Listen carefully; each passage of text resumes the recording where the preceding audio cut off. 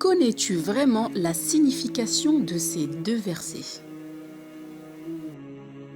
واستعينوا بالصبر والصلاة وإنها لكبيرة إلا على الخاشعين الذين يظنون أنهم ملاقو ربهم وأنهم إليه راجعون.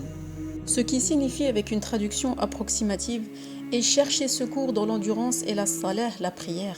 Certes, la prière est une lourde obligation sauf pour les humbles, qui ont la certitude de rencontrer leur Seigneur et retourner à lui seul.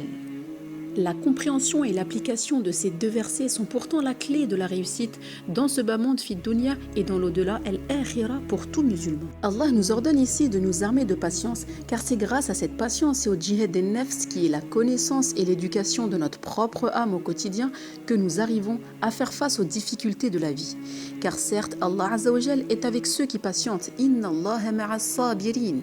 C'est également le cas de la prière as-salah. Nous devons faire preuve de patience dans l'obéissance à Allah. La prière est notre lien quotidien avec notre Créateur.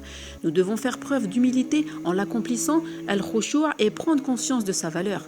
Et cela passe par la connaissance et la miséricorde d'Allah Azza wa Jal, car nous retournerons tous vers lui et la première des choses sur laquelle nous devrons rendre des comptes est la prière. Comme nous l'a dit notre prophète Mohammed alayhi salatu wassalam, la première chose sur laquelle le serviteur est jugé le jour de la résurrection est la prière. Si elle est bonne, les autres actes seront bons, mais si elle n'est pas bonne, les autres actes ne seront pas bons. Nous devons ainsi faire les causes et être constants dans nos prières en ayant conscience de la gravité du péché commis lorsque la prière est accomplie en dehors du temps déterminé. En sachant que la prière du Fajr, aussi appelée Subh, n'est pas une option.